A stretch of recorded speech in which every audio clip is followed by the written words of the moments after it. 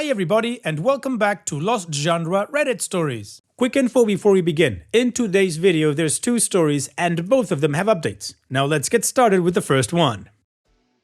This post is from the subreddit Relationships and it's by user xfling spreading rumor. By sheer coincidence, I, 25 female, just started a new job and happened to work with someone, 25 male, who I had an awful one-night stand with 8 months ago. He's telling everyone I'm crazy and I'm not fitting in at all.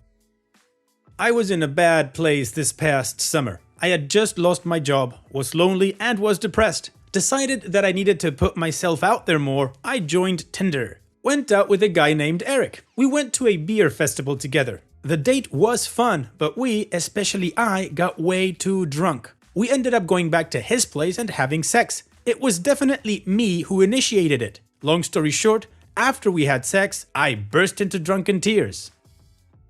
To this day, I'm still not sure what caused it exactly. He didn't do or say anything. I was just hammered and very sad inside, and it all came out on this poor guy. He was really uncomfortable, didn't know what to do, and asked if I wanted to go home or stay. I mumbled that I wanted to stay. The next morning I woke up embarrassed and very hungover to an empty bed. I get up, go to the living room, and he's there watching TV. He gives me a ride home. I feel bad about what happened because I know that I genuinely enjoyed my date with him until the crying part. I send him a casual text a couple of days later to see if there was still a chance, but he doesn't respond. I send him one more text apologizing for what happened and that it wasn't his fault. I was just really drunk. He doesn't respond. I get the hint and move on with my life. Fast forward to now. I'm in a new and great relationship with somebody, Jake from Tinder. I've gotten a good hold on my depression and in general, I'm doing very well. I even got a new job. Except I started this job 2 weeks ago, and guess who I'm working with? Eric, my one-night stand. It is obvious to everyone on my very first day that Eric and I know each other. When people ask me, I just brushed it aside and said I met him out randomly this summer. Well, Eric has told everyone we work with what happened between us. I'm incredibly embarrassed and I feel alienated at my new job. People think I'm some crazy promiscuous drunk girl. I have made one friend. She's the one who told me about Eric's story. I don't know what to do because Eric is not spreading a lie. He's telling everyone the truth about what happened between us. The truth is just dark and embarrassing for me. Once my current boyfriend Jake came to pick me up from work and I heard Eric and a coworker snickering. I'm so humiliated. I feel like I'm in high school. What can I do to make this go away? Well, OP, the first thing I'm gonna say is that Eric does suck if he's spreading around that story. Sure, he's not lying or saying anything that's untrue, and he is a part of the story, so it is his personal life that he's also sharing, but I think it's kinda crappy that he identified you in the story, so now everybody knows. Now, about what you can do to make this go away. I see it as you having 4 different choices, which you can mix and match however you want. The first one is obvious, you quit, but I don't think you'd feel good about yourself by running away. Or at least I wouldn't, and I get the impression from your post that you wouldn't either. Another option way on the opposite side of quitting would be to owning it. I mean, like you say, he is not spreading a lie and he's just telling the truth of what happened, and you agree with this. It is embarrassing for you and it sucks, but it's still the truth. And I would think that by owning it, since we're all adults and this is really not high school, people are going to go back to their lives, to their work, and you're just gonna be another coworker. Another option would be for you to go to HR and raise a complaint that Eric is generating a hostile work environment for you by telling an embarrassing truth about you in which he is also involved. Now, I think this is the trickiest option because you would have to go on the record and your source of information is what a coworker told you. So maybe in this particular option, you might need to go with your coworker so that she can act as some sort of a witness or the source of the information that you're using to lift the complaint. And the last option I see is that you go talk to Eric and see what's up. Why is he talking about you? What could he possibly gain from giving you some sort of a bad reputation because you guys had a crappy one-night stand? You know, you can tell him, dude, this is embarrassing for me. Could you please put a lid on it? Who knows? Maybe if you talk to him, it turns out that he's not really such a douche, apologizes, and tries to help you out. Or not, but you at least confronted him. Now, if I was in your shoes, I'd go between options 2 and 4, or maybe both of those. And what do you guys think? What would you do if you were in OP's shoes? Let me know in the comment section, and now let's move on to the community comments to see what they said. Mario says, it's the truth and it's already out there, so own it. I assume Jake knows the situation. If not, please tell him right away and be open about it. There's nothing you can do to change the past, either the drunken post-sex crying or Eric telling everyone. So my best advice is to focus on work and act as if it's no big deal. No one is going to come to you and make fun of you for it. And even if they did, that would be way more cringe-worthy than what you did. I know it's way easier said than done, but if anyone brings it up, try to laugh it off if you can. Oh well, I get emotional about microbrews. Oh, I do too. This will blow over. Milky Oolong says, if you're new, they're going to assume this is how you are 24/7. Keep your head high, be on your best behavior, and act normal, friendly to people, etc. With time, they will know more and more of how you are on a day-to-day basis, and the relevance of what happened before will lose significance. After a few months, they're just going to understand it was a low point in your life. But hey, everybody has that sometimes. Quote, he's telling everyone the truth about what happened between us. The truth is just dark and embarrassing for me. End quote. It's awkward, but you shouldn't feel embarrassed about it. I mean, what did you do? Have a crying moment while drinking? You know how many people act atypical when drunk? I can bet almost everyone at your workplace had something like that. They're just lucky to have their work life separate from their dating life. Just to talk about Relat says, what is crazy to me, OP, is that how is it in Eric's best interest at all for this to go around? Like, if I made a girl cry after sex, I sure as hell wouldn't be telling people, especially coworkers. For shame. Green 7000 says, stay professional and work hard. Tell your boyfriend everything. Don't let him be blindsided. If someone brings it up, tell them you joined Tinder last summer. When he took you to a beer festival, you drank a little too much and combined with your depression at the time, you cried to your one-night stand after sex, but apologized afterward. You can't imagine why anyone would try to spread stories about you because of your actions one night over a year ago. He must not have a lot to talk about. Anyway, you've been happy and successful with your beloved, and no, you are not a heavy drinker. Then invite your coworker to tell you their funniest I or a friend drank too much story.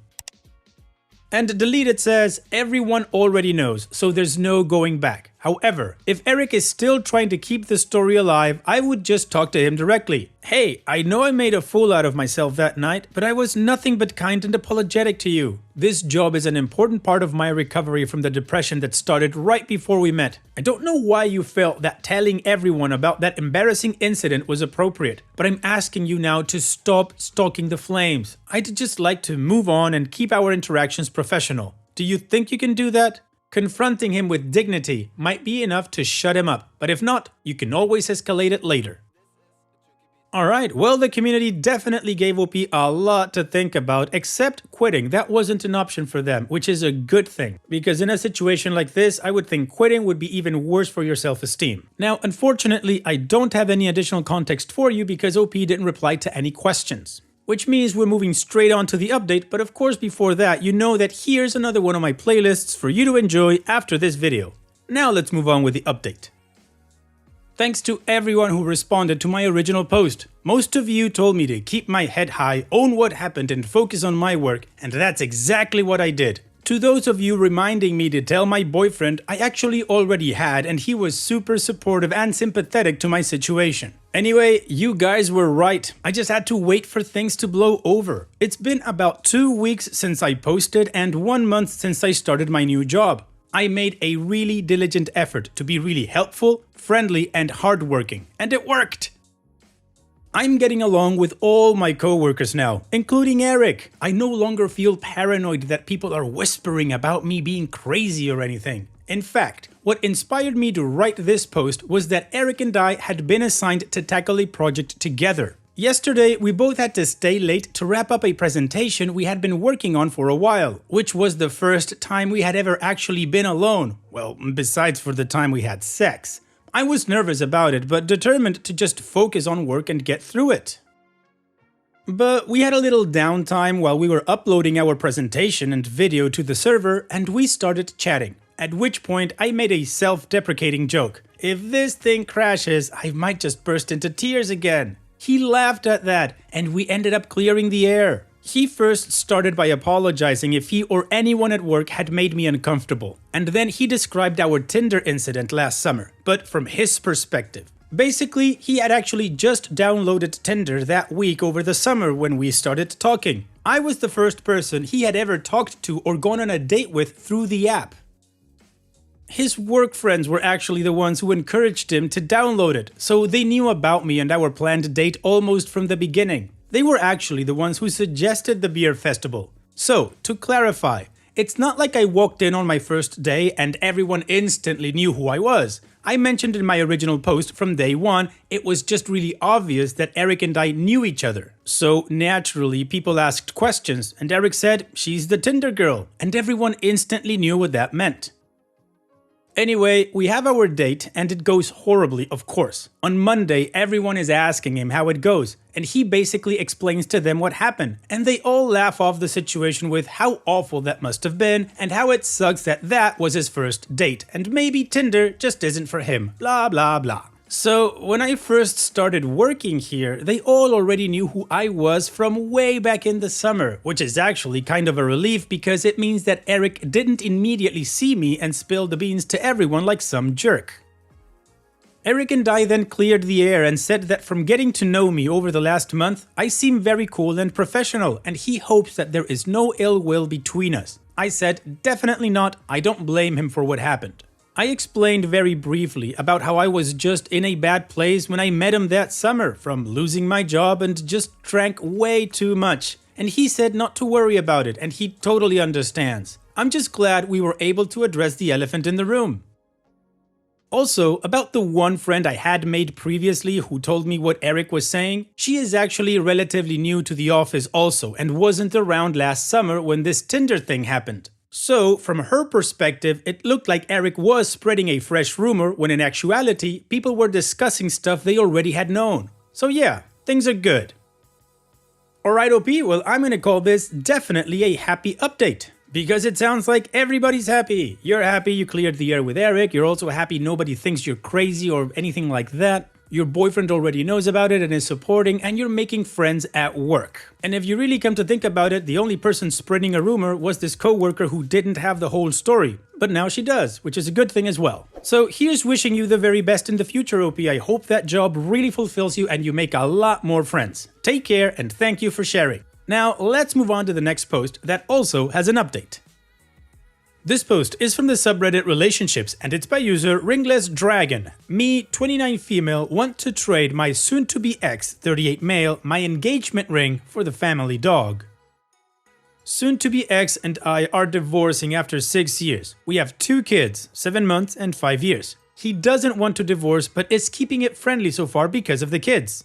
We ran into a snag when he moved out and took the family dog, Loki. Loki is 4 and is trained as a therapy dog. I did all the training and care for Loki. I used to take him to visit the patients at 2 hospice facilities twice a week. Soon-to-be ex loves the dog, but not as much as I do. Also, I will have primary custody and think it would be best if the kids didn't lose the dog too. My 5-year-old keeps asking for him and it breaks my heart.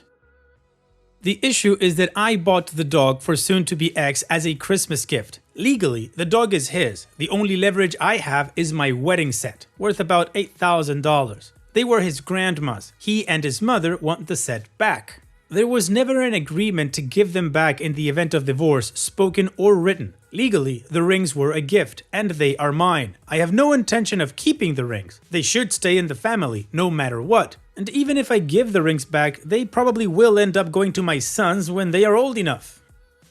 I probably wouldn't think to keep them or use them for barter if the divorce wasn't his fault. But it is entirely his fault. He cheated while I was pregnant, so maybe anger is clouding my judgment a bit too. Is it really crappy that I hold his dead grandma's rings from him unless he gives me back the family dog that I gifted him? Any pointers for how this conversation should go down? Honestly, OP, if I was in your shoes, I would just go for the exchange. I wouldn't care how it looks. He cheated. He doesn't get to have a moral high ground on this. Sure, the dog is his because it was a gift to him, and the rings are yours because they were a gift to you. I'd also tell him that his son is asking for the dog. What kind of dad takes that away from their son? A crappy one, I tell you. In any case, and as you all know, I don't like cheaters, so of course my recommendation is gonna be go do the barter. If he doesn't like it, tough for him. He literally effed around and now he's finding out. And what do you guys think about this whole situation? What would you do if you were in OP's shoes? Let me know in the comment section, and now let's move on to the community comments to see what they said. The Babes 2 says, first up, I commend you on being noble enough to return the family heirloom. I think a lot of people would be bitter and hang on to them out of spite. Despite your husband's a-holery, you are doing a good thing. I wouldn't feel guilty about offering up a trade. He wronged the marriage and probably took the dog to be hurtful, since it sounds like you are probably most bonded with Loki. Tell him you want the dog, the kids want the dog, and if he can play fair, you'll offer up the rings. Puppies and Sunshine says, I've always heard that etiquette dictates the rings go away from fault. E.g., if a woman breaks off an engagement, she must give her ring back, but it's not expected if the man breaks it off. Of course, etiquette is BS overall, but there is social precedence that if he cheated on you, you could keep the rings if you wanted. Therefore, you giving them back is doing him a favor. That, plus the fact that you have really good reasons for keeping the dog, especially the kid's sake, means this should be a fair trade, especially if you brought it up with a lawyer. Deleted says, business is business. It doesn't matter what circumstances led you to possess the rings and for him to have ownership of the dog. If you're both willing to swap, that's all that matters. Now go get the dog back and close this chapter in your life. Don't overthink it. Additional information from OP's comments. I trained him, Loki. He and I go to hospice twice a week to visit the patients, which he hasn't been to since soon-to-be ex took him. So, to be clear, he's not a therapy dog for either of us. He's a working dog, and I take him to work with me. Also, my soon-to-be ex blames me. He thinks I forced him to cheat. I'm not the carefree 20-year-old he fell in love with. I don't give him my full attention now that I have 2 kids, work full-time, care for the home, and have hobbies. He thinks I didn't try hard enough to forgive him when he got caught. I'm sorry, he's mad at you because you didn't try hard enough to forgive him? Well, he can just screw right off now. And he cheated because you are a mom, you have a job, and you have a life? Yeah, he totally sucks. Just do the exchange and don't worry about it. Now, the only thing I would worry about is how is co-parenting going to go with this kind of a douche? Anyways, it's time for us to move on to the update to see what happened next and how this story ends. I talked to my soon-to-be ex that night about our oldest son, 5. Our son has been asking for his daddy and our dog Loki since soon-to-be ex moved out 3 months ago. Soon-to-be ex has only come to visit twice. I told him that we all missed the dog and I thought our son would just better if Loki came back to us. I told him I also missed taking Loki to the hospice center twice a week. He is a therapy dog. He got mad and accused me of trying to guilt him into giving back our 5-year-old's dog. He reminded me that I had gotten the dog for him for Christmas. So I offered him the trade, his grandma's diamond engagement ring and a wedding ring for the dog. He refused and accused me of holding his dead grandmother's ring for ransom and said I wanted to take everything from him, blah blah.